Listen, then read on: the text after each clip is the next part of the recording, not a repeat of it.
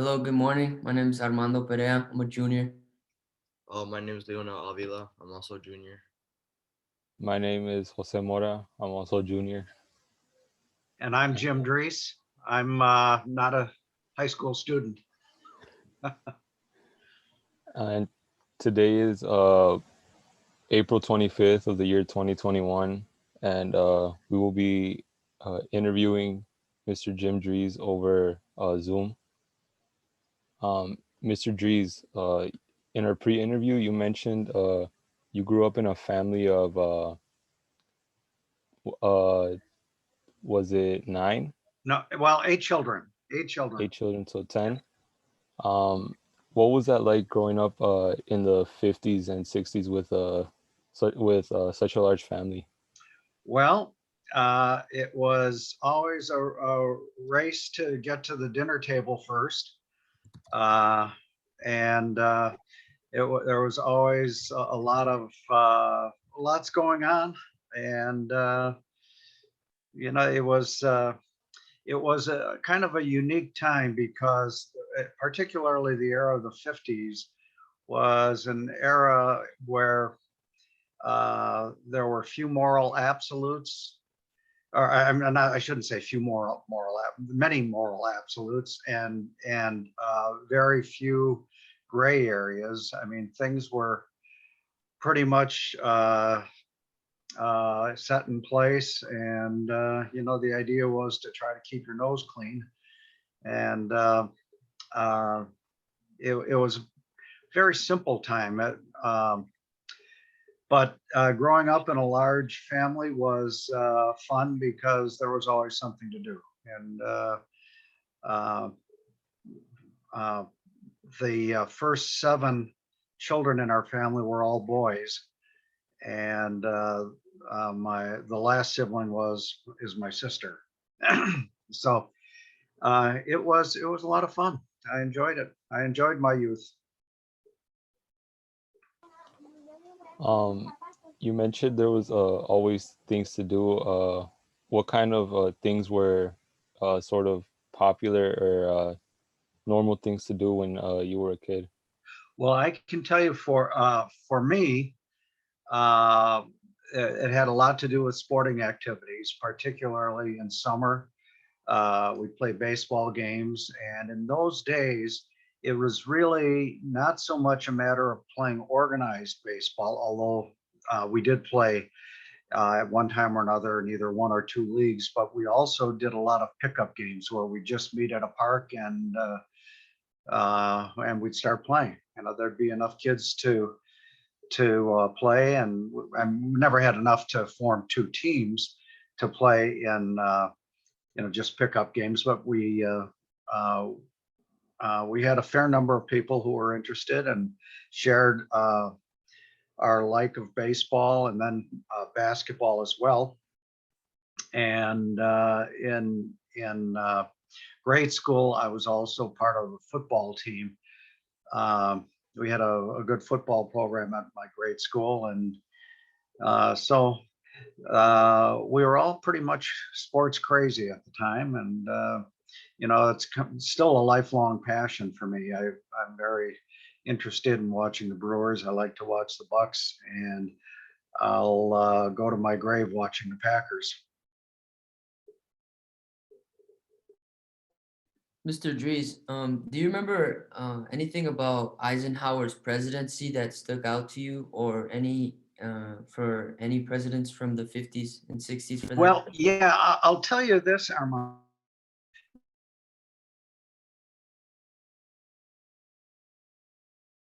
Young for this, but Oh, after we got Jim, I think you might have froze. Do you mind oh, repeating what you said? Sorry.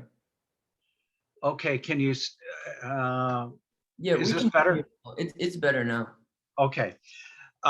What I was going to say is that for much of the 50s, I really was too young to appreciate what was going on. I knew there had been a war in Korea, but after that ended, the only real memory I have of that era, at least through the end of the 50s, was that it was a very quiet time. didn't seem to be a lot of controversy. Um, and For me personally, it was a very enjoyable time. I have many fond memories of my childhood, particularly in the 50s when I was still very young and very stupid, but it was a lot of fun. I had a lot of fun. I love the 50s. Uh, and From a political standpoint, though, I don't have a lot of strong memories, except as I said, it was a time of relative tranquility after the Korean War ended.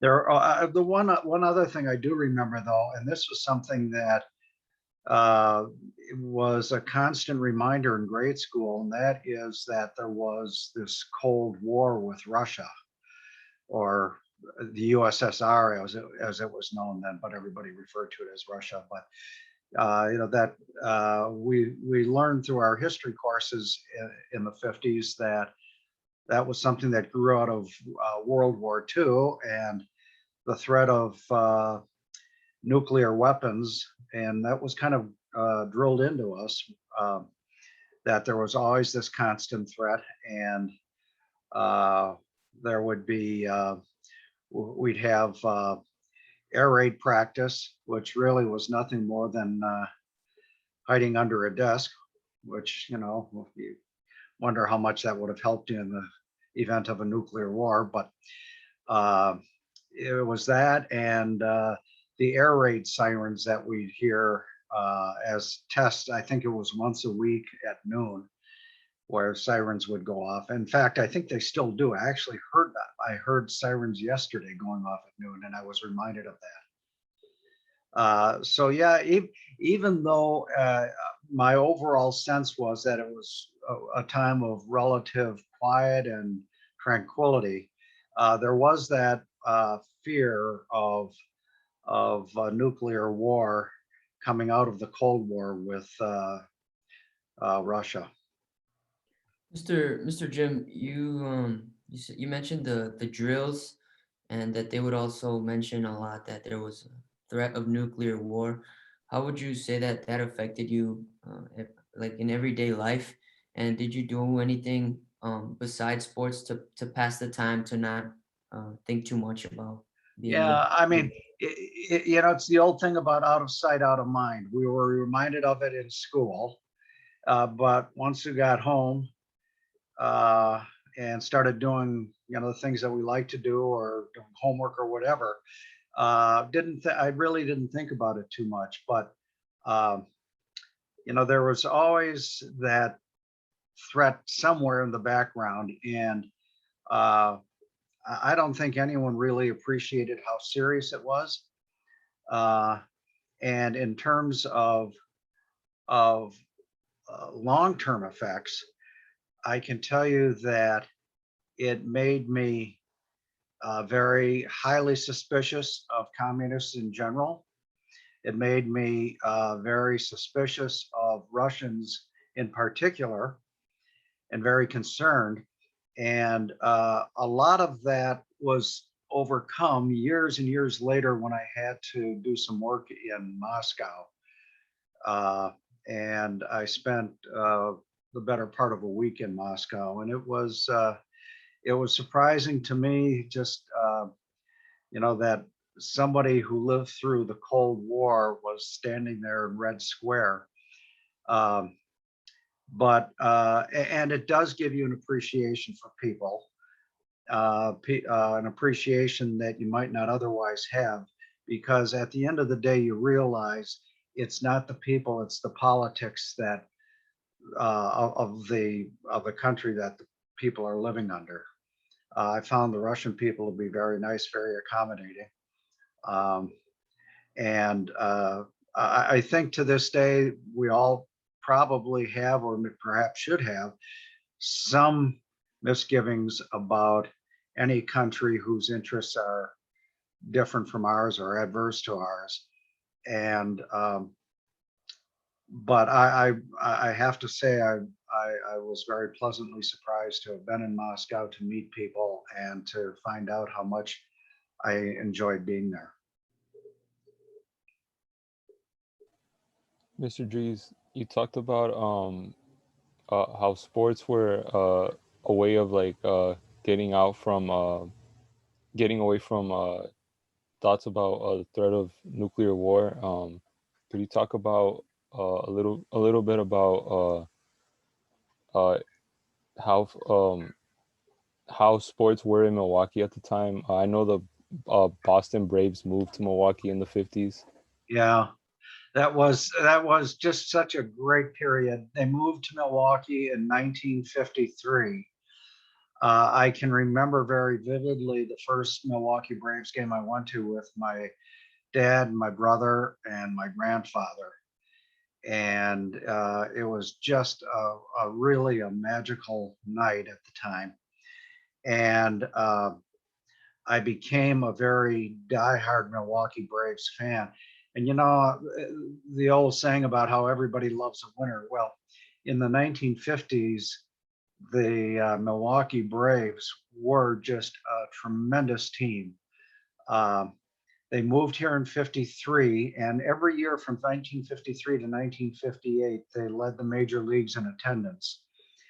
And in 19, I've got to get my years right, I think it was 56, they just missed out on winning the National League pennant. 57, they won the National League pennant and won the World Series. 58, they won the National League pennant and lost in the World Series. And 59, they lost the pennant in a playoff with the Los Angeles Dodgers. But it was fun, really enjoyable to follow the Braves in those days. And to this day, I count as one of the most heartbreaking days of my life, the day they announced they were leaving.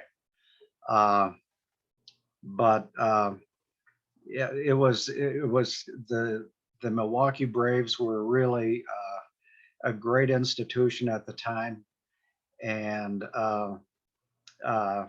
just nice that Milwaukee got a second chance at having professional baseball here when the Brewers came. So, but yes, the Braves had tremendous success in the 50s. And then as they started to lose, their attendance declined, and they left for Atlanta and greener pastures.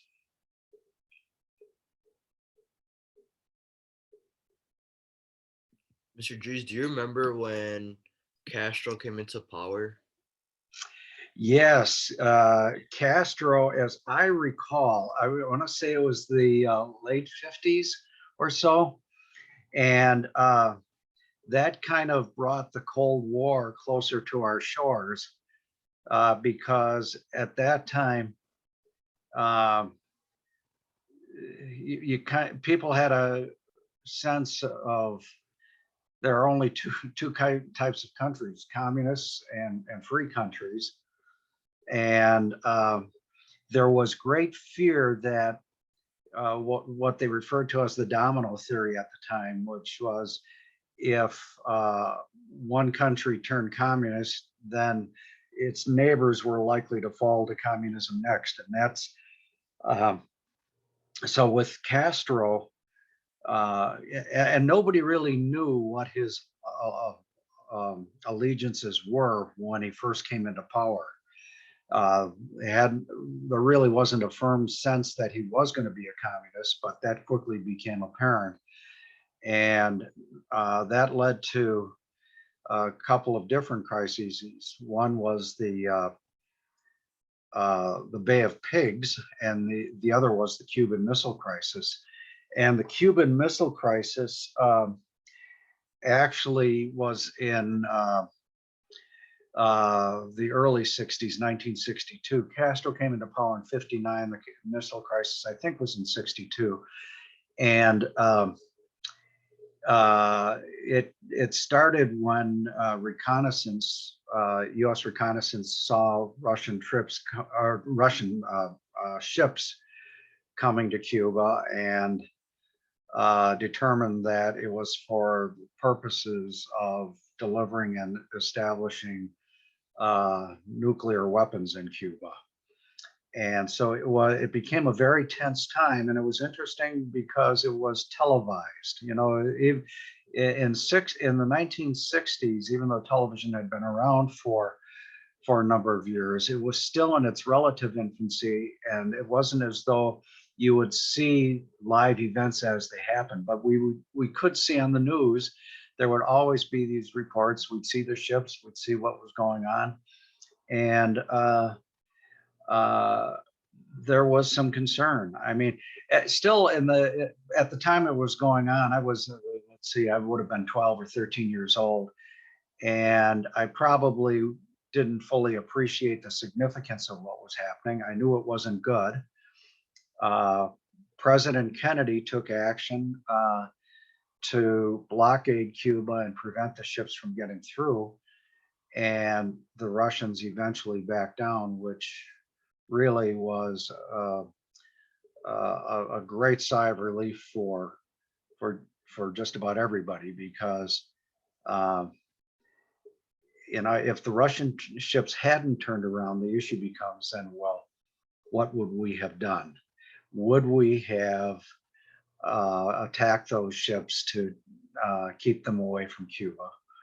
And would that have been the match that lit the nuclear war? So thankfully, we never had to answer those questions, because Kennedy took a firm stand and the Russians backed away. Bay of Pigs was an interesting thing, because it was an attempt to overthrow Castro that really was a disaster from the word go. And there are some conspiracy theorists out there who to this day believe that the failure of the Bay of Pigs led to Kennedy's assassination. And the theory goes that Kennedy did not do enough to save the Americans who were sent to Cuba, as well as the Cubans themselves who were fighting to overthrow Castro. And so that's the theory about how the Bay of Pigs might have resulted in Kennedy's assassination. I couldn't comment on that. I have no clue if there's any accuracy to that. It's just something that has been floating around ever since. Mr. Dries, do you remember where you would get your information or your news from? If it would be more from like newspaper or more from the radio? Yeah, well, starting in probably about 1960 or so, a lot of the news that I got, to the extent that I followed the news at that age, was from newspapers. And the reason it was from newspapers is because I delivered what was then known as the Milwaukee Sentinel. That time, Milwaukee had two papers, the Milwaukee Sentinel, which was a morning newspaper, and the Milwaukee Journal, which was a late afternoon paper. And of course, the two papers eventually merged into what we now know as the Milwaukee Journal Sentinel. But I would I'd get up early, deliver my papers on my paper route, and then when I was done, I usually found myself reading the papers. Typically, I would the reason I would even open the paper was I'd go straight to the sports page and see how the Braves did the night before. Certainly in the summer and spring and fall months when baseball season was going on. But then I usually took a quick look through other parts of the paper just to see if there was anything that sounded interesting to me. And in all honesty, at that time, there wasn't a whole lot of things that were interesting to me, because, you know, I was still pretty young, and you know, my life was pretty much defined by school and sporting activities that I like to engage in. To a lesser extent, though, I watched the evening news, particularly in as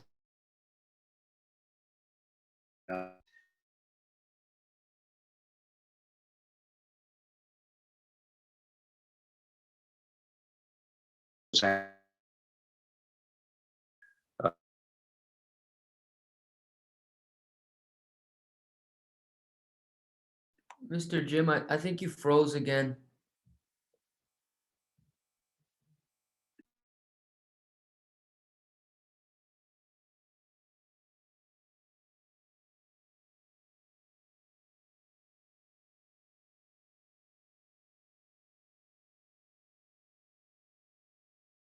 Is it frozen on your guys' screen too? Oh,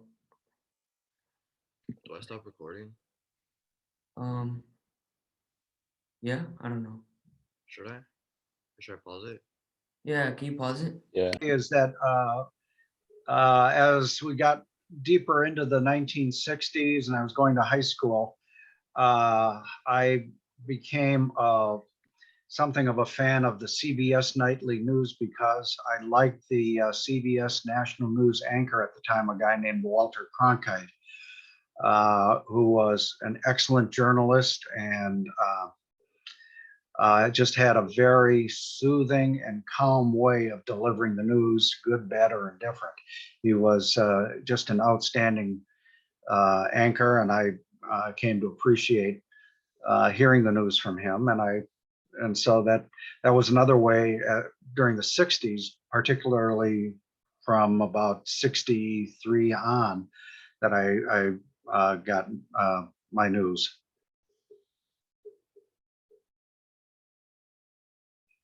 Mr. Dries, could you talk about how you got the paperboy job and if you liked it or how it was and how it affected your daily life? Yeah, well, first of all, how I got it because I had friends who had Milwaukee Sentinel routes, and when they would go on vacation or for whatever reason, or if they were sick or knew the following morning for whatever reason they couldn't do the route, they'd ask if I would substitute.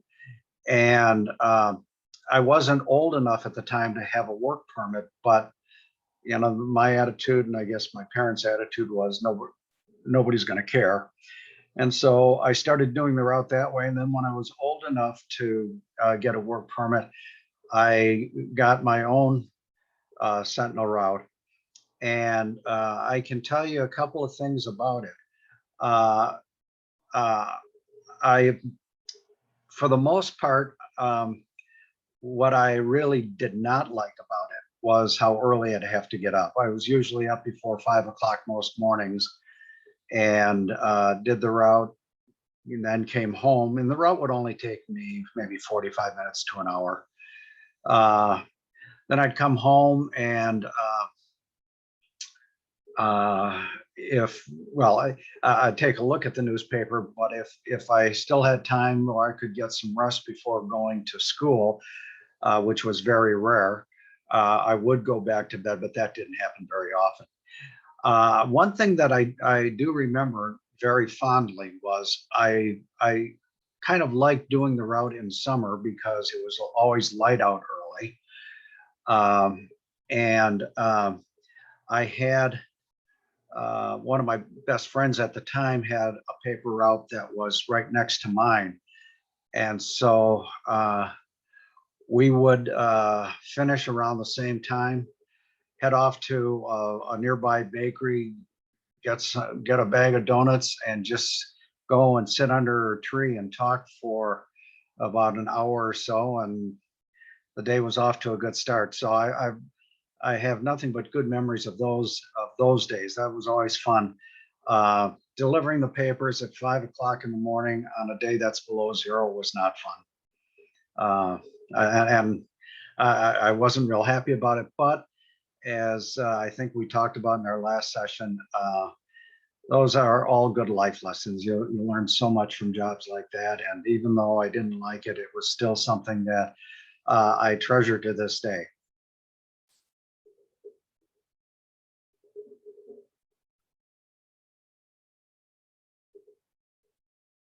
Do you remember any other jobs or any memorable jobs that you had growing up, and if you like learned anything from those as Yeah. well?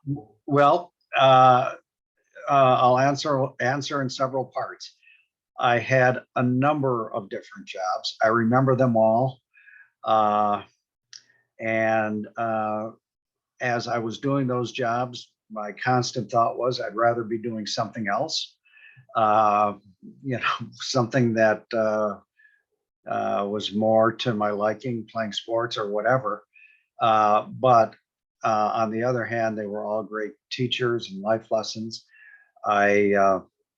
After the paper route, the first job I had was as a dishwasher in a local restaurant. I also served as, I worked in a steel polishing factory, polishing steel, which was just a miserable job because it was a summer job. The temperature inside that building in the factory was always excessively hot, usually upper 80s to low 90s. And the air was always filled with the dust that we had to use to dry the steel after it was polished. So that was not fun, but it was a job. And I remember when I started that job, it was the highest paying job at that time that I had. And that was probably the second or third job that I had then, but it paid me the princely sum of $2 an hour. For, I guess at the time I was probably about 17, and for a 17-year-old kid, that was a lot of money at that time. And so didn't like the work, but I liked the pay. Had bad hours too. We started usually for a good part of the summer, we started at 5:30 a.m. Of course, having delivered the papers, I was used to that hour, but didn't make it any easier. By that time, I was in high school and wasn't going to bed nearly as early as I was when I was delivering papers. I also served as a janitor at Mount Mary High School, doing cleaning work in the college buildings and landscaping work on the campus grounds. That was actually kind of a fun job.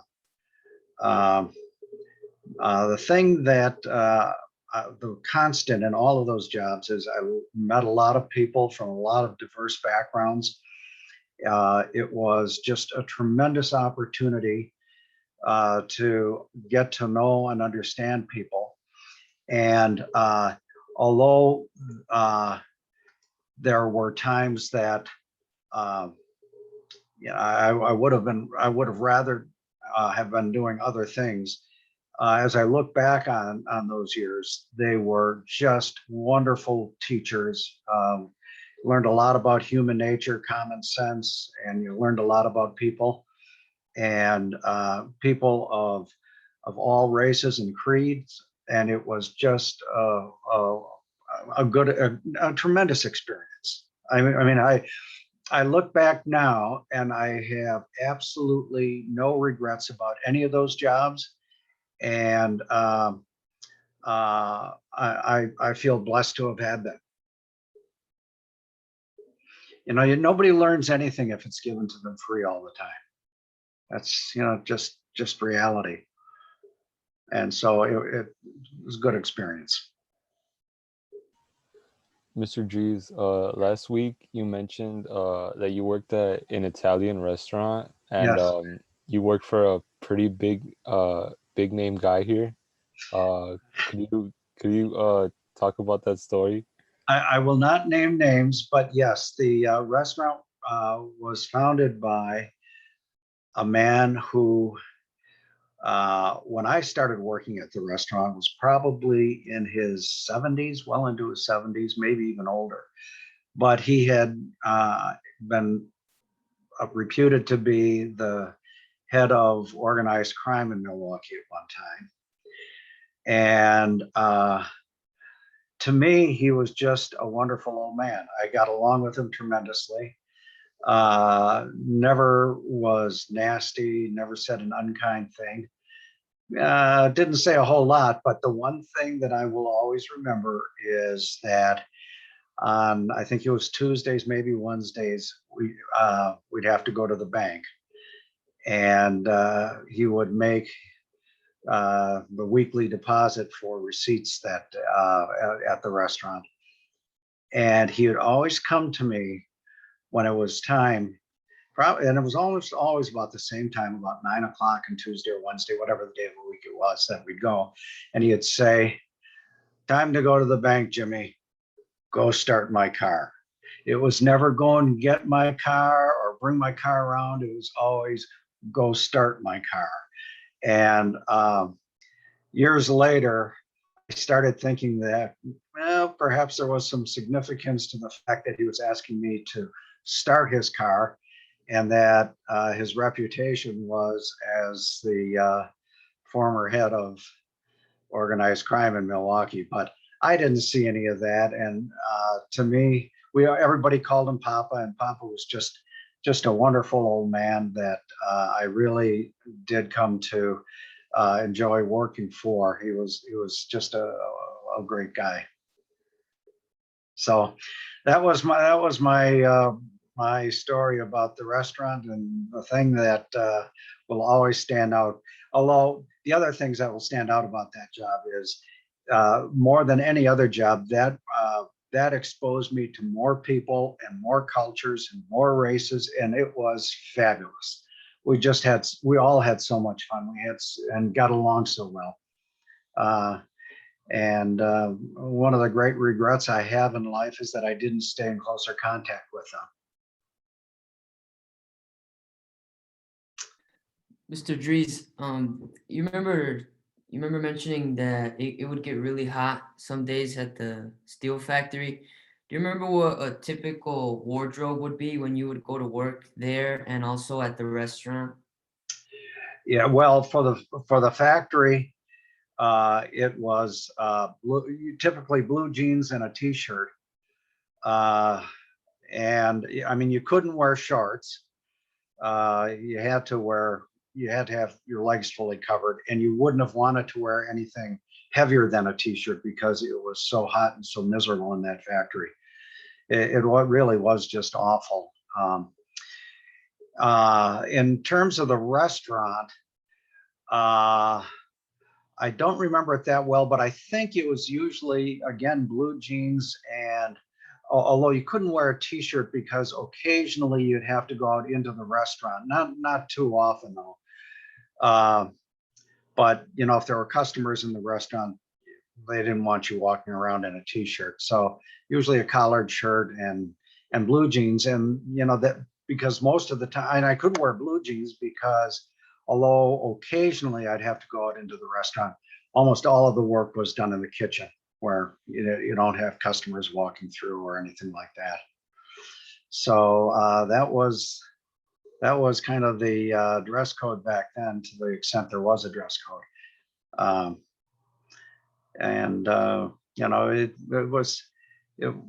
Both of those jobs were well, I wouldn't call them, well, I guess the only way to describe them was casual work, casual clothing, but not necessarily casual work. I mean, I wouldn't, particularly the factory work, I wouldn't really refer to that as casual, at least to the extent that connotes a job that was easy or something that was kind of laid back. The restaurant was kind of fun. That was kind of laid back though. Could you describe how you felt during the JFK assassination and how it impacted you your freshman year in high school? Yeah, Leo, I'll tell you about that. I can remember to this day how I found out, when I found out, and what my reaction was.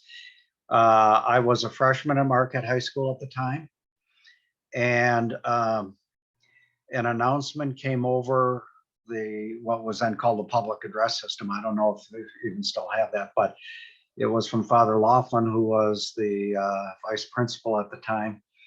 And he said something like, "Boys, I have sad news to bring you. President Kennedy was shot and killed today in Dallas, Texas." And everybody was in shock. President Kennedy was a very much loved president, and it was a good era.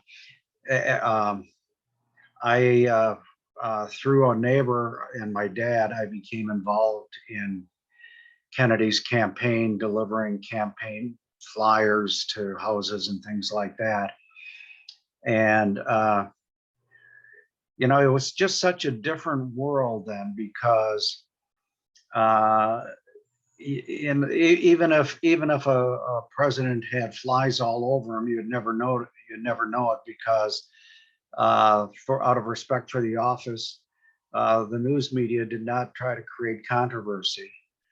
And so there was a lot about President Kennedy that came to the surface later, but that still doesn't diminish from the time period that we were in, and the good job that he was doing as president, and the just overwhelming sadness that set in when he was assassinated. Um, and, and and as shocking as that was, the death of his assailant, the murder of his assailant, Lee Harvey Oswald, by Jack Ruby, which occurred the following Sunday, was, I don't want to say more shocking, but what was different about it is that that was televised in real time. I mean, I can remember sitting in front of the television, waiting to go to my first Green Bay Packer game that day, and seeing Lee Harvey Oswald, as he was being transported into a car, getting shot. This guy comes out of nowhere, pulls a gun, and shoots him. And yeah, it just, I saw it and I kept thinking, well, this really isn't happening. And yet it was. And it was a very sad time, followed by a great deal of uncertainty in the country, a great deal of angst and anguish as we got into the Vietnam days. So it just kind of felt like what had started as a wonderful decade suddenly lost its innocence and became a troubling time. You said that JFK was a very beloved man. What do you think would make someone want to assassinate him? Well, there are so many theories. We talked about one before. That was the Bay of Pigs. Another theory is that it was orchestrated by the Mafia, and the theory there is that Bobby Kennedy, who was his brother's attorney general, was cracking down on on organized crime. So there are all kinds of theories out there, and the Warren Commission that investigated it concluded that he was acting by himself. He did have ties to Lee Harvey Oswald, did have ties to Russia. He lived there for a while. But I don't, to my knowledge, the Warren Commission never really had any definitive statement about why this happened, other than it did. And I know they did conclude, the commission did conclude that there was no conspiracy, something that a lot of people have a hard time accepting. But you know, in terms of the question though about what would make somebody do it, all I can tell you is what a couple of those conspiracy theories are, and beyond that, it's really hard to say. Although one thing that is interesting, there are a number of people who had information at the time who died under questionable circumstances in the following, I don't know, 5 years or so, which, you know, raises some questions. Were they coincidences? Were they not? Hard to say.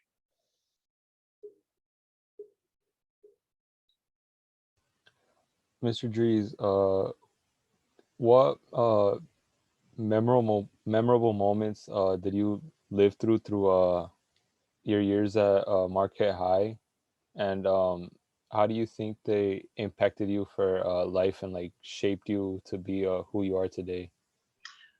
I learned a lot of things. Uh, I learned discipline, first and foremost, discipline, uh, which got me through an awful lot. Made college a lot easier. Um, and helped me stay organized and focused for a good part of my life. You know, every once in a while I would stray off the path, but discipline has always been important to me, and discipline was something that I tried to instill in my children. So that was probably the most important thing. Second thing that I learned, uh, and probably equally important as the first one, was how to study. Uh, Marquette High School not just taught me how to study, but it forced me to learn how to study. You had to pay attention to what you're hearing, uh, or you're just wasting your time. And uh, it was a good thing to have uh, a bunch of homework every night, uh, only because in college that was certainly the case, where you have a lot of work to do between courses, and it made college that much easier. Uh, it The courses were excellent, taught by teachers that to this day I find to have been as good as they get. Um, so in terms of learning things, discipline and study habits were certainly good. How to get along with people was good, because when I got to Marquette High School, that was the first time that I actually went to school with kids from all parts of the city. Uh, and so, it was a good experience from that standpoint too. We got to learn a lot about different people and different cultures, and that was nothing but a good experience. And it was different for me, real different from the standpoint of going to school without girls. Uh, and But I have to say, in hindsight, that probably was the best thing. It was a good thing, and I loved the experience. I loved everything about it, and to this day, I will say those were uh, probably the best 4 years of my life. And I'm in contact constantly with a number of friends who went to Marquette High School. And even I've been in contact lately with people that I wasn't all that close with in high school, but have become close with since. And I hear the same comment all the time. People just say what a great experience it was and how much they enjoyed it. So I appreciated every minute of it, even if, well, it certainly in hindsight, I appreciate every minute of it. I'm not so sure at the time I appreciated it. I was no different than any other kid who felt that there was too much homework and too much discipline and got to lighten up a little bit. But, I got older and smarter at the same time. Mr. Dries, do you remember the social events with school, and also what music you guys would listen to at the time? Yeah, could you repeat the first part of that question, Armando? Yeah, I asked if you remember the social events, Yeah. Marquette in high school, and like football games and dances and stuff. Yeah.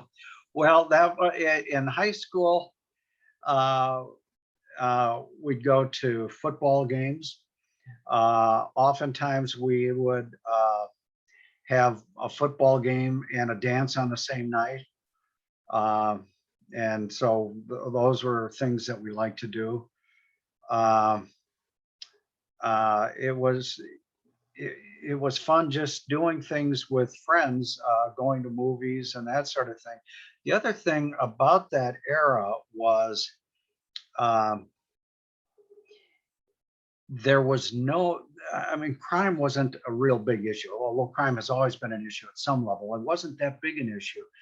And the things that the modes of transportation that we relied on at that time, you wouldn't rely on now. We used to hitchhike around town, just kind of beg for rides from people we never met before. And, I think if as I started having my own children, if I had let them hitchhike around town, I probably would have been accused of child abuse. It's just not safe. Uh, uh, Public transportation was as safe as could be. So, we took buses everywhere.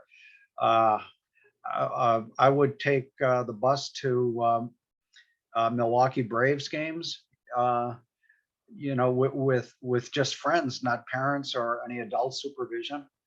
Uh, we'd go and get cheap tickets, sit in the upper grandstand or the bleachers, and feel very safe getting on a bus, regardless of whether it was a day or a night game.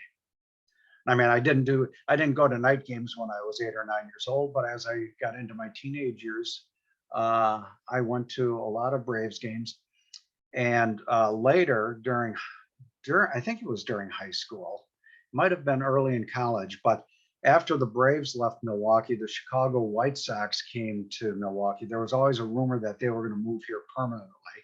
And obviously they never did, but they did play some of their home games in Milwaukee. So we used to go to Chicago White Sox games, and that was always a good time. During the winter months, we would go to basketball games, watch the high school games. We also went to Marquette University basketball games because they were always fun. And just as I was starting at Marquette High School, the basketball coach at Marquette University became its most famous coach of all times, Al McGuire. And those years were just magical at Marquette. And during high school, I would go to Marquette University games as well. That was always fun. In high school, in the spring, junior and senior year, we went to proms, the junior prom or the senior prom. My date for senior prom is still my wife at this time. So I've known her a long time. It's been a great source of kidding for me to remind my wife that I took her to my senior prom and she didn't take me to hers. That will ruin the psyche of a 17 or 18-year-old kid. And so I haven't let her forget it to this day.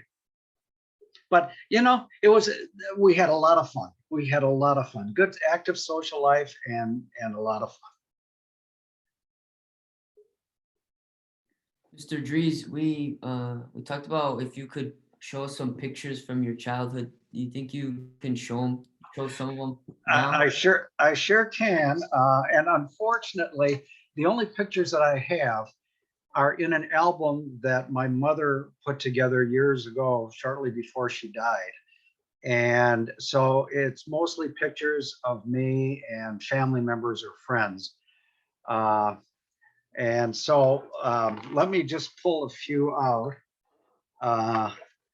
They are pretty grainy. They're mostly black and white, but I have to say, as I was going through them, they were kind of fun to look at again, because I haven't really looked at these in years. But so here is the one of my first pictures. This kid without a shirt on, that's me. And I'm guessing it probably was taken sometime in the early 1950s. This child here and this child here were two of my brothers. This guy over here was a neighbor and remained a good friend until just after high school, when we kind of, for whatever reason, parted ways. Nothing intentional. It's just our careers took different paths, and I didn't see him much. Earlier this year, I found out that he had been a victim of COVID. So, it's really too bad. But he was always a good friend. Let me see what else I can find that might be of interest. Um, I'll try to find,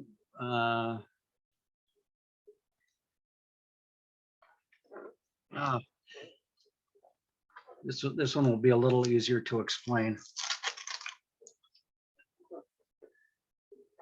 Okay, this picture was taken on June 6th, 1960.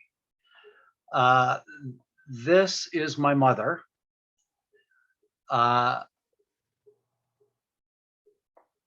This is me. This is my older brother, Mike. And the only reason I hesitate about that is I never thought there was a time when I was taller than he was. And it looks like I am there, but who knows? This was my brother, Tom. And this was my brother, Mark. Both Mark and Tom are no longer with us. Mike is alive and I see him all the time, although COVID has made us strangers for the past year, but I'll be seeing him again shortly. So that was all fun. Good memories of my youth. Let's see.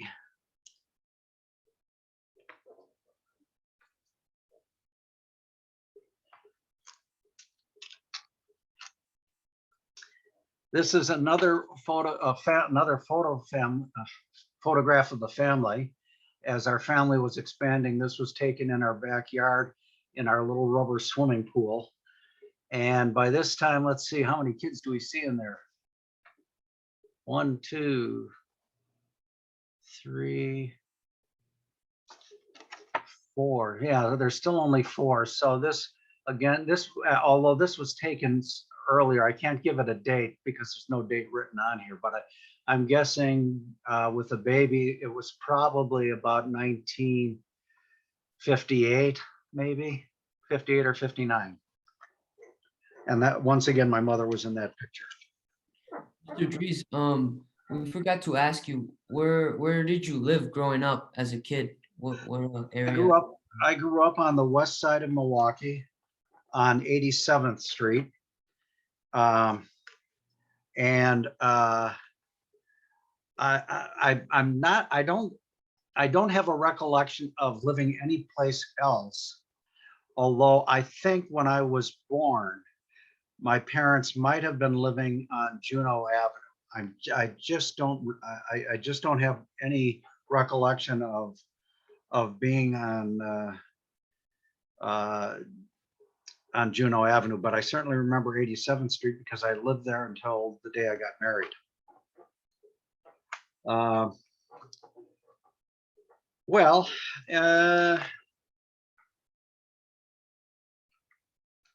Okay, well, I'll give you a couple of others, although they're not terribly important.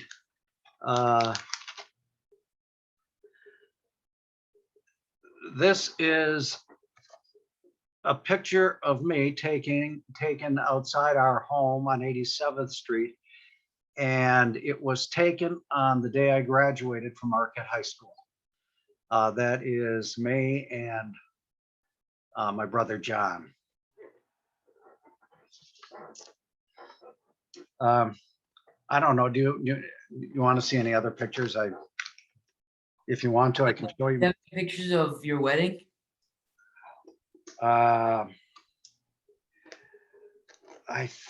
Yeah, the question is, are they in this album? Oh. Probably not.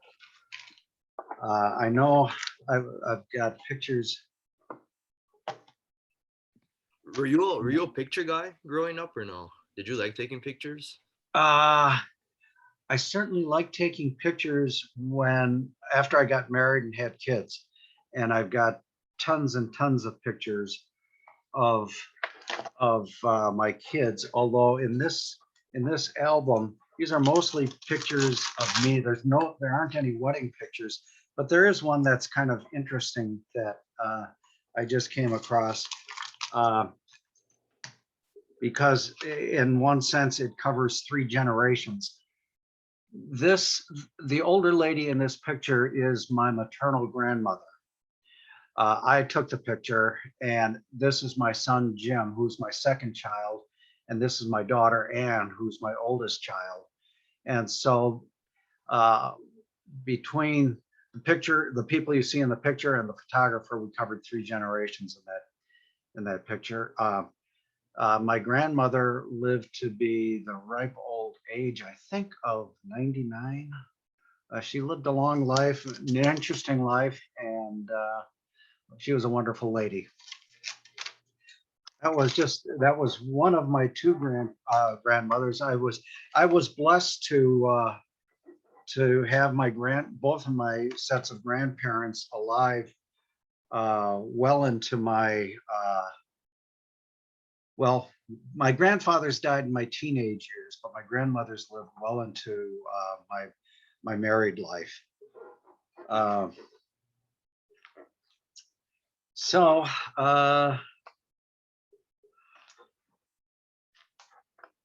this is kind of interesting only because it will surprise you when I tell you the details of it.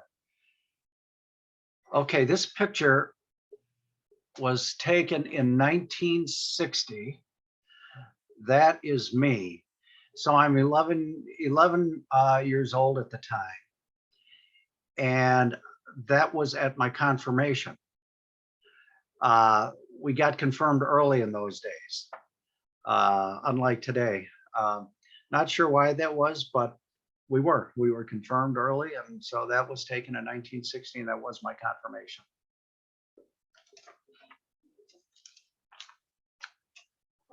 So anyway, that was my early childhood in pictures. And I'm thrilled to have this book, and thrilled that you've given me the opportunity to go back and look through it. Brought back a lot of real good memories, nothing but good memories. So going back to high school and college, could you explain when you realized you wanted to be a lawyer? Well, I started thinking about it in high school.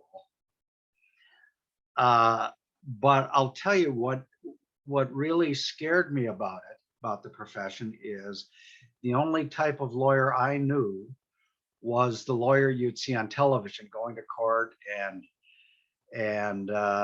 arguing cases and arguing in front of a jury and arguing in front of a judge. And that was something that frightened me. And I remember talking to a counselor at Marquette High School and said, well, you know, there are other types of lawyers. You're not there are all kinds of aspects of the law that need lawyers, and they have nothing to do with going to court. So that got me interested. But ironically, how I ended up spending most of my life, my professional life, was being the person that I feared, going to court and trying cases and doing that. But it really was as I started getting into my college years that I decided that I think I'd like to pursue a career in law. And to this day, I think one of the only reasons that, I shouldn't say the only reason, but the reason that made that decision easy is because by that time I wanted to focus on something, and I just thought that if I graduated with a liberal arts degree and not really a good sense of what I wanted to do next, I'd find myself wandering for a few years trying to discover what I really wanted to do. So I focused on law, and immediately following college went on to law school. In hindsight, I might have benefited from a year or two away from college, but you know, at that time I really didn't have the luxury of that, because the only way I could have stayed out of school for a year or two was to go to work and get a job. And then in my own mind, I questioned whether or not I'd ever go back to college or to law school. So that was pretty much my thought path as I went from high school kid into a career. Could you describe the law school application? Like, how tough was it? I will tell you, it was very tough for me. Um, the application process wasn't all that difficult, but um, I have a confession to make about my scholastic abilities. Uh, I always had a problem with standardized tests. Any type of standardized tests, I always had trouble. The only one that I really didn't was I think it was the SAT that we had to take in those days. Um, and but even the test to get into Marquette High School, I had trouble with. I was on a waiting list, and thankfully, in 8th grade, I had a nun as my teacher, and when she heard I was on a waiting list, she called Marquette High School, and this is my spin on it, but it was something like this. She said, he's not really as dumb as those test results showed. He's done very well in school, and he's got good grades.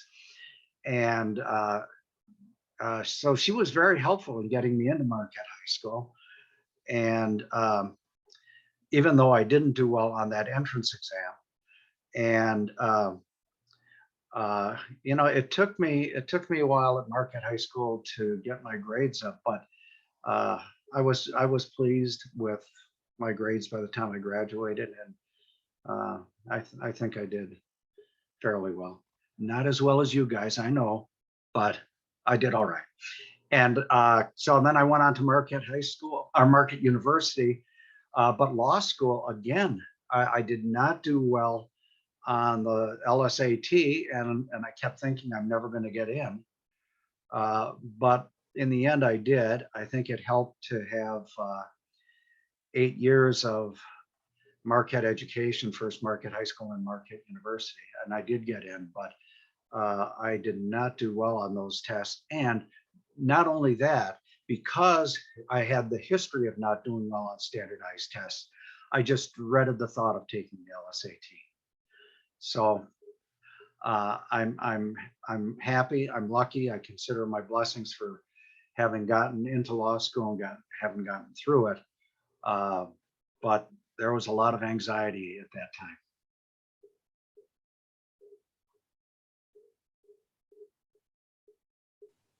Could you mention how you would get to school to Marquette U every day and Yeah. was Well, both to Marquette U and Marquette High School was pretty much, well, in the beginning for Marquette High School, it was carpooling generally. One of the parents of my brother and me, or well, my brother and I were at Marquette High School at the same time. My older brother was a year ahead of me, but we had friends who were also at Marquette High School who lived in the neighborhood. So one of the parents would always take us down. Getting home was always we were pretty much on our own, particularly if we were involved in any activities after school, because then we'd all be leaving at different times, depending on what the activity was. So sometimes we took the bus home, sometimes we hitchhiked home. Occasionally, there would be parents who could pick us up. Once we got into college, though, and had access to a car, more often than not, we would find rides with someone who could drive. Being in a family, being the second oldest of 8 kids, it wasn't easy to have car privileges all that often. For a good part of that time, we had a single car, and so you could never count on being able to have a car. But public transportation, the bus was still a heavy option throughout college, and even law school from time to time. We would take a bus. And I'll tell you, one of the stories that I will never forget is when I was in law school in late April, we had a massive snowstorm that just completely tied up the city. And I got on a bus with a friend, and we were going to take the same bus up to a certain place, then we'd have to transfer and we'd get different buses. And we were waiting outside forever for a bus to come, and nothing was coming. And this guy said to me, I'm just going to walk home. And that shocked me because he had a long, long walk to go. And yet on the way home, I waited for the bus, I waited it out, but it took so long that as we traveled the route, at one point, I passed this guy as he was getting close to his home. So he ended up just about walking all the way home in the time that it took me to get close to his home. And my trip after that was only about another 10 minutes. So, but yes, bus was a form of transportation, and was hitchhiking even in college when we didn't have access to a car.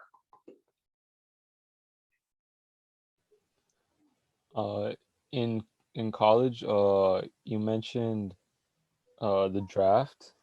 So could you maybe go into that and Yeah. how close you sort of came to being drafted? Yeah. The Vietnam War was never a popular war. I remember hearing about it through a summer job. This was a summer job I forgot to mention. It was when I was, I can't even remember how old I was, but I had a very, very part-time job at a Milwaukee County park. And I was working with a young guy who had just gotten out of the military. And he was telling me how hot things were getting in this country called Vietnam. And I'd never even heard of Vietnam before, but the French were out of Vietnam, and US started sending troops over to Vietnam, and the number of troops kept escalating. And as more and more got over there and started coming back in body bags, the war became very unpopular. And it really, I'm telling you two stories at once, but it really was unfortunate, because there were a lot of people who sacrificed an awful lot for very little appreciation. And it wasn't until years later, when the Vietnam Memorial was built, and around that time, that people started thinking, reassessing, not necessarily their thoughts about the war, but the thoughts about the people who sacrificed and what they sacrificed to be in that war. But in any event, by the time we get into the late 60s, it was apparent that in order to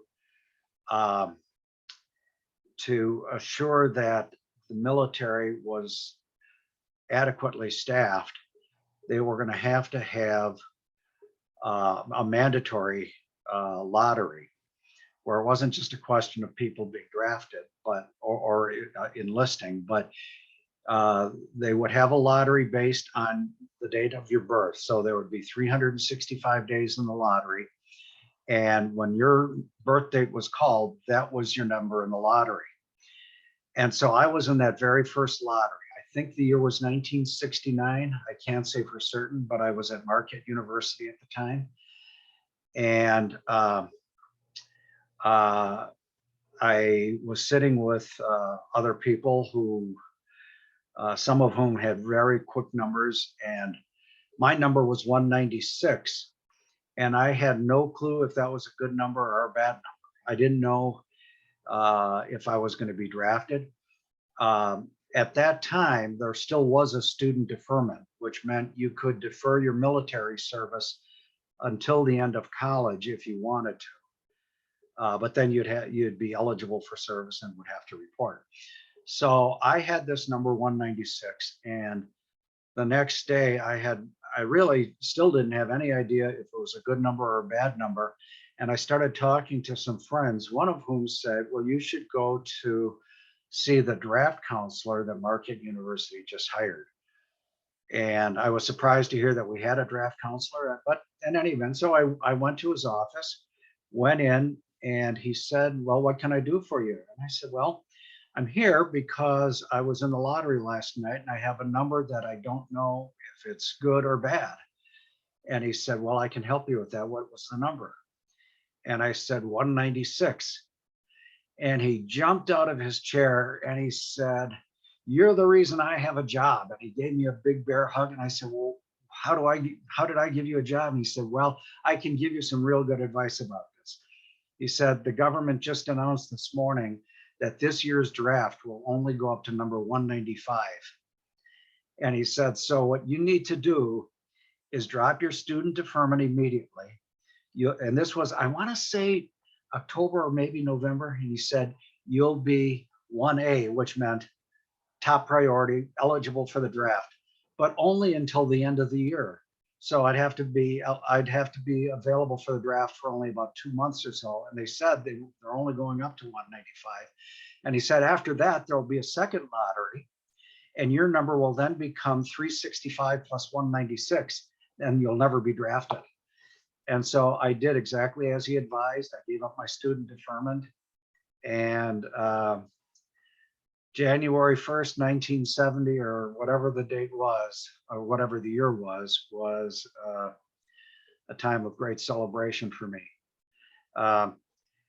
Although in hindsight, although I can't say that I really regret, I can't say that I regret being not having been drafted, but there's a certain part of me that says I wish I had been in the military, just for the discipline and, you know, whatever skills that the military can teach you. But you know, that wasn't my upbringing. My upbringing was pretty much more to the pacifist side than anything else, primarily because of my dad's experience during World War II as a prisoner of war. And he came out of the service with a ton of bad memories, as you might expect. And then the government really let him down when they cut him off of his disability for service-related injuries. And that was kind of a difficult period of time for him. So, and as a result, it's not as though growing up I heard a lot of good things about the military. Although he really never talked down about it. He just didn't talk about his experiences too much, other than to say, to encourage all of his kids to keep their options open. And if they weren't inclined to become involved in the military service, they shouldn't even think about it. And that was about as strong as he ever got with it.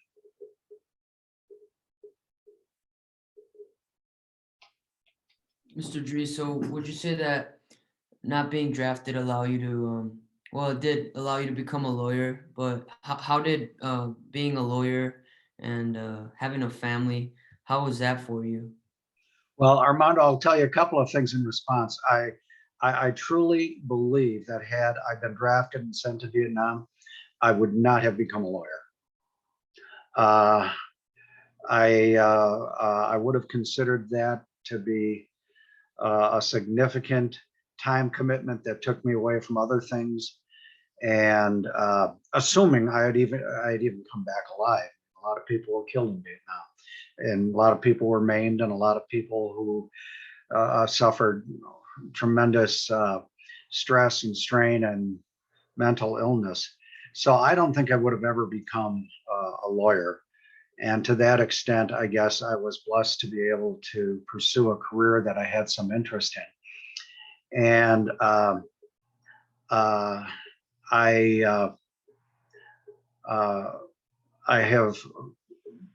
I've never regretted my career decision. I've been very happy with it. I've enjoyed the work that I have done. I did, as I mentioned before, a lot of courtroom work that I liked. And then later on in my career, I started doing work investigating international bank fraud, which was tremendously interesting and sent me to a lot of different places around the world. But the one constant in my life that has never failed me was my marriage and family. Always a source of strength and support. and always a pleasant distraction. You know, even when things were not going well from a family standpoint, either because of illnesses or anything, or the kids might have gotten into trouble, anything like that, it was still a distraction that gave you some purpose. You know, making sure it doesn't happen again, trying to be a better parent, trying to be good to the kids without necessarily being their best friend. And by that, I simply mean that there are times that you can't afford to be a best friend. Times when kids have to be disciplined for whatever reason, or you have to give them some advice and even warnings about certain things. But that has always been a constant in my life for, I guess I've got to think about this now. Well, Pat would kill me if I told him. 48 years. It'll be 48 years this year. And I have no regrets. Very happy. It's been, you know, I said the 4 years of Marquette High School were the best years of my life. Well, yes, in a certain way, but the past 48 years have been better.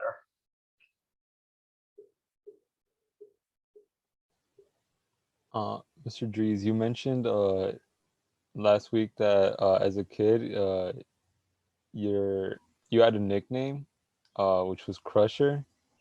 Jose, Could you? Jose, I thought we were friends. Sorry, Yes. but yeah, that was a good story. Could you walk us through that and Yes. the later encounter?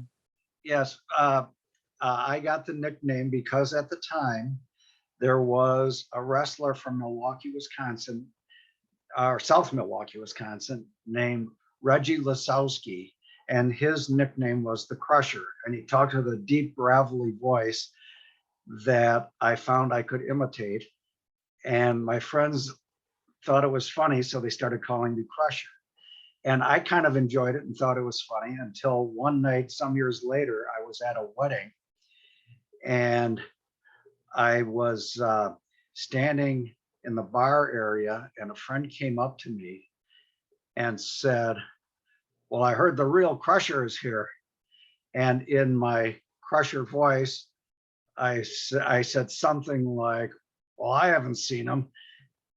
And as soon as I said it, I felt an arm on my shoulder and I was being pushed across the room. The real Crusher was sitting right next to where I was standing. And I'll tell you that taught me a lesson. Number one, I didn't like being called the Crusher anymore. And number two, I was never going to use that voice again.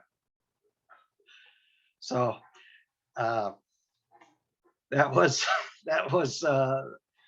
kind of an interesting experience for me. And my friends, all of whom were facing him. I had my back to him. All my friends were looking right at him and knew it. They thought it was hysterical. I didn't. And I might say, when that happened and I was alone with them, I called them some names that would change this video to R-rated and probably cause you to flunk. I was not happy. Could you retell the story of when you met Charles Barkley? Yes, this was years later when I was practicing law, and Charles had gotten into a fight with a fan following a game that he was in town for, and I can't remember if he was with Philadelphia or Phoenix at the time, but he got into a fight, and he was pretty much provoked by a guy who was just begging to be punched, and that's what happened. Charles punched him, and the fight was over.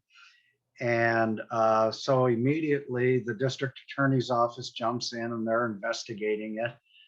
And then the guy who had his lights punched out was threatening to sue. He, I can't remember if he was threatening to sue or actually sued, but in any event, I got hired to represent Charles, not in any criminal proceeding, but in connection with the threat of a civil suit where the guy who got punched was going to be suing him for damages. And two things happened in quick order, probably within a couple of weeks after this happened. First thing was the district attorney investigated and said, we don't see any criminal activity here. We don't think we could prove a criminal case, so we're not going to charge him. And then shortly after that,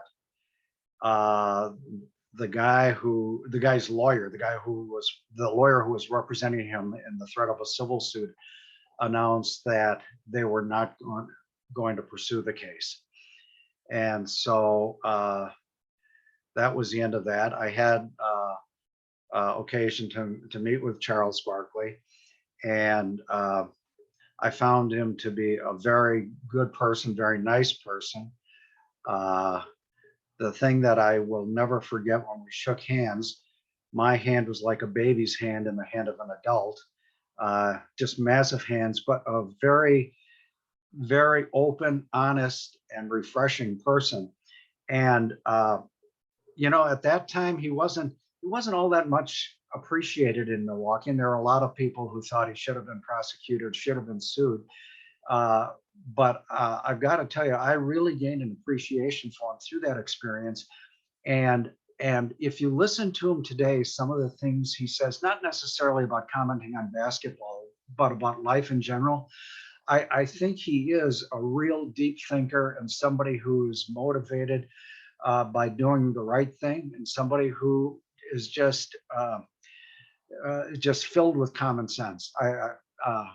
I think he's a great person. I like him a lot. Do you think today he would remember you? No.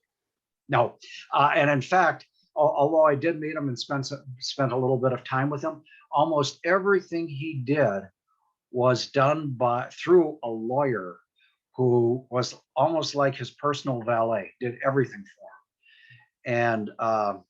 And a very, very accomplished lawyer.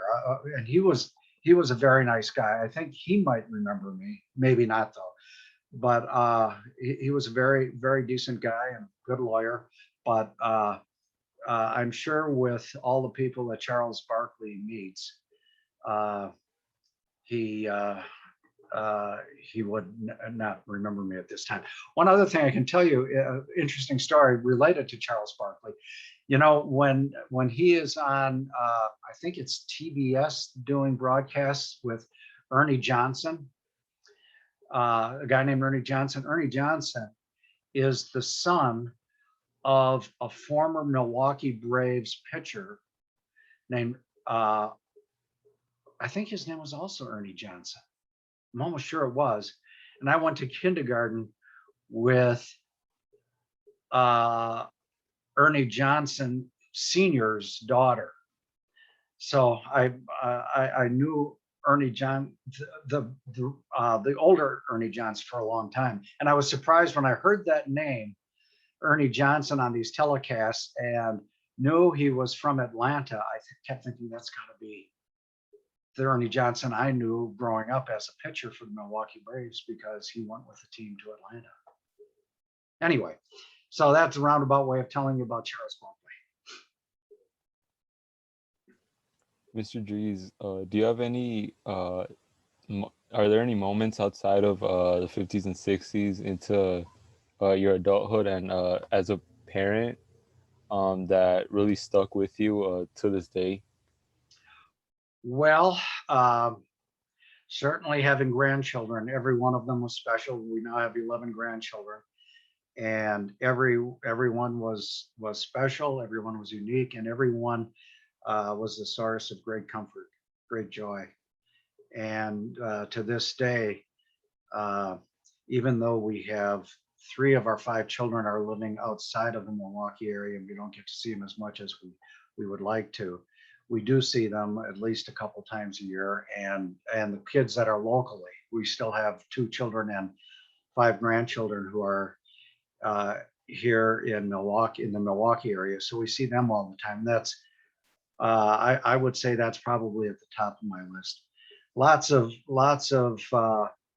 other memories that I have growing up and well into my adult life. Certainly growing up in the 60s with the moon race, that was exciting. Watching a man land on the moon on multiple occasions was thrilling and something that was almost like science fiction. And it was science fiction only a few years before that. So that was always fun. Later in life, the thing that I will never forget is watching the Twin Towers of the World Trade Center come down. And incidentally, you know, I think in this album, I may actually even have a picture that was taken before the towers came down. But maybe it's not. No, I guess I don't. I thought I had it in this album, but I don't. But anyway, I had, when the towers came down, I had started my career in international law, and I was actually outside of the country at the time. And I was in Monaco, and I was with a colleague, and I can remember how we found out about it. We were in a meeting, and one of the guys that we were meeting with got a phone call, and all I remember hearing was, when did this happen? How much damage? Was anybody killed? And we're all thinking, what the heck? And he told us that 2 planes had crashed into the World Trade Center, and there is no World Trade Center anymore. We were absolutely shocked. And the meeting was over, so we went back to our rooms and just turned on the television. And for the next several days, that's pretty much what we did. One thing that, 2 things about that. Number one, it was very difficult to get back to the US. Although I can think of worse places to be stranded than Monaco, but still, those were not the circumstances you wanted to be stranded anywhere in. But the other thing I remembered was just how nice and understanding the Europeans were. We were with a number of Europeans, and all expressing their condolences, and just it was a very reassuring experience that what happened in the U.S. And what motivated that to happen was not something that some type of lifestyle that everyone bought into. So that was good, but it still was a very sad day. But you know, we're all going to have setbacks. We're all going to have sad times in our lives, and I guess how sad they are will depend on how quickly we're able to see the good things in life. And I guess I've been around long enough that I can say the good far outweighs the bad. And really, even things that are memorable are things that happen almost every day. I mentioned time with the children and grandchildren. That's always fun. And although I really don't think of it as something that, you know, this is going to be a lasting memory for me, just going to, like this afternoon, one of my grandkids is playing lacrosse. We're going to go to his game. And that will be fun for me. I'll enjoy doing that. And so lots of little things that add up to a real positive balance on the fun side of the ledger. So, you know, lots of good things have happened in my lifetime. And I think in the end, I will go to my grave comfortably with more good things than bad things, and lots of good memories. Other memories that are still seared into my memory from the 60s, of course, were the assassinations. First John Kennedy, then Martin Luther King, and then Bobby Kennedy. all just horrible, horrible times, leading to a lot of civil disorder and just not a good time. You know, that was as much as I enjoyed my life growing up as a teenager, there were some pretty heavy times and things that we had to get through. Uh, Martin Luther King was probably the greatest disappointment, only because the country had been making real good progress under his leadership. And he was just such a magnificent orator. I would encourage anyone to go back and listen to his speeches, because they're not only profound, they are delivered with such expertise. You have nothing but admiration when he gets done with those speeches. So you'll enjoy those. If you haven't done it already, I'd encourage you to do it. Yeah, we will definitely have to check those out.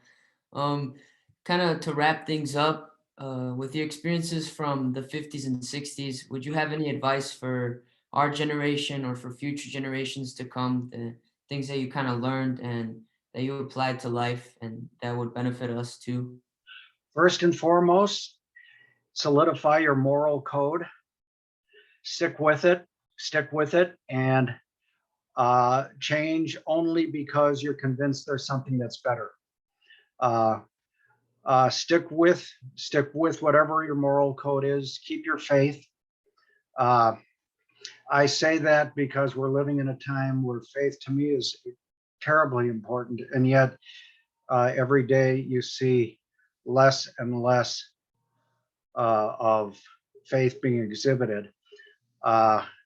Just as an aside on that topic, when we were in California visiting my daughter and her family for Easter, and at the Good Friday Eucharistic service, the priest gave a sermon that was based on the lead editorial in the Los Angeles Times that day, that was written under the heading of something like why godlessness is a good thing. Good Friday. I mean, I don't care if that was the paper's belief. To me, it was just a real poke in the eye. But so keep with your moral code. Learn discipline. Resist temptation when you can. Although, you know, I've got to tell you, even at my ripe old age, I continue to have lapses where I know what discipline tells me I should do, but I'm just too tired or whatever, and I don't do it. So, you know, stick with discipline, develop a good code. Never forget your friends. The friends that you make now, the friends you already have, will be your lifelong friends. You might not appreciate them as treasures now, but they are treasures. And they're helping you enjoy life now at a time that, even if you don't realize it, it is not always easy to be a kid. So, you know, lean on your friends, be a good friend to them, help them with whatever you can. And if in the future you get married or have children or both, I would encourage you not to get so wrapped up in your career that family life becomes second string. It's not easy to balance family life with a career. And I have probably proven that myself. And I know there have been times when I should have done more with my family, but sacrificed my family for work. And sometimes it's hard to avoid that. But to the extent you can't avoid it, you should. Always make sure family plays an important part of your life. And never forget your parents and your siblings for caring about you. My dad was a pretty strict old man, and but he was never unfair. And to this day, I consider it a blessing to have been brought up in a family that had parents who cared. And I think you should too. Well, thank you very much, Mr. Dries. We really appreciate your time, and thank you for sharing your life story. I guess if you can say a part of your life, it means a lot to us, and I know a lot of people will appreciate this interview. And Well, I'm sorry it couldn't have been more interesting. I'm no, sorry I wasn't a Hollywood actor at age 5, but I wasn't. But thank you guys, and thank you for letting me be part of this. You're special kids at a special school. thank you. Oh, Thank you. okay, well, thanks, guys. All Thank right. you.